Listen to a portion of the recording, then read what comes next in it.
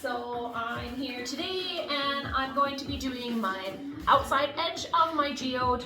And what I'm using here is some thin set mortar to do my outside. I like to use the mortar because it's lighter weight than like a concrete or anything like that.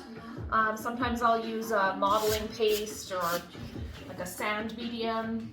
You can also use like a spray foam, and you just kind of put blobs along here, and then you can cut it afterwards, which gives it a really cool look. And I don't have any right now, so I'm just going to use my mortar. So yeah, what I'm going to do, I'm just going to add some water and mix it up. Make sure you're wearing gloves and safety glasses.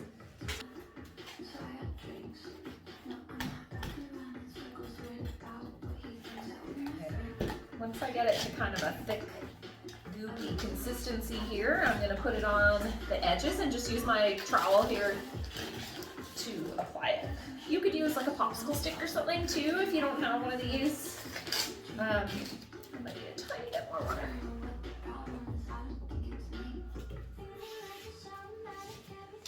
There we go. That should be good. And I'll show you too using a popsicle stick what the difference would be. I just have this guy because we've been doing home renovations, so I actually have one of these little trowels, and I've actually used it before as a palette knife doing other paintings. So when I was doing something really large, I actually used this as my paintbrush, which is kind of funny. Okay, so now that it's kind of a thicker consistency like that, all mixed up, what I'm just going to do is kind of scrape it like that onto the edge. So mortar's kind of a soft cement, so it's actually, when it cures, it'll still be kind of soft, but then I go back in and paint it, which actually kind of helps seal it up. And my glasses are fogging up. So yeah, the paint will help seal it, and then that makes it a little stronger, but that way it's still lighter weight. So yeah, I'm just going to apply it to the edges like this and try to follow along my lines that I drew in for my edges. I did a video about how I draw my design on first.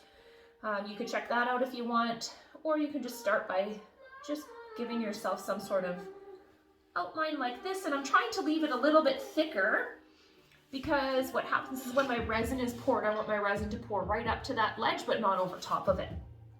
So you kind of have to have it thicker than you're going to be pouring your resin. It takes a day probably for it to dry, so you could probably pour your painting the same day if you give it an hour or so to dry mostly, but I wouldn't recommend it. I'd probably wait a day.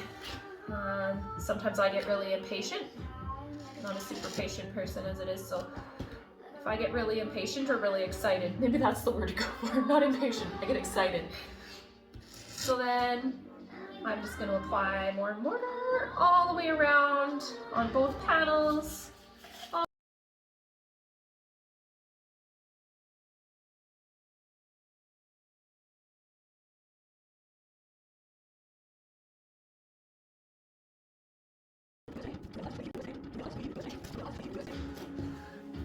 So this is where the spray foam would be a really good option here. Like I said, I don't have any right now, but it would be really good. And what you do is you just take your can and you spray little blobs along kind of the outside line of where you want it, and then you let it dry, and then you can cut it with a knife afterwards, and it leaves a really cool look. Plus it's super lightweight, which is really important on these pieces because resin is pretty heavy as it is. So and even the wood panels and everything, it adds weight. And anytime that you can kind of lessen the weight of the piece is probably a good thing. It all just comes down to afterwards is instructing how to hang it, which I'll do a video about how I hang my pieces later. Okay, so I'm going to keep wrapping up on this here. You can't see what I'm doing anymore anyway. You can kind of see that I'm made my way partway around. I'm going to continue along over here, and then when I'm done, I'll post a picture of what it looks like. Yeah, basically just keep on following around your lines and go around and smooth wherever you want or need. And yeah, it's okay if it's got rough edges. That's what rock looks like. So see you later.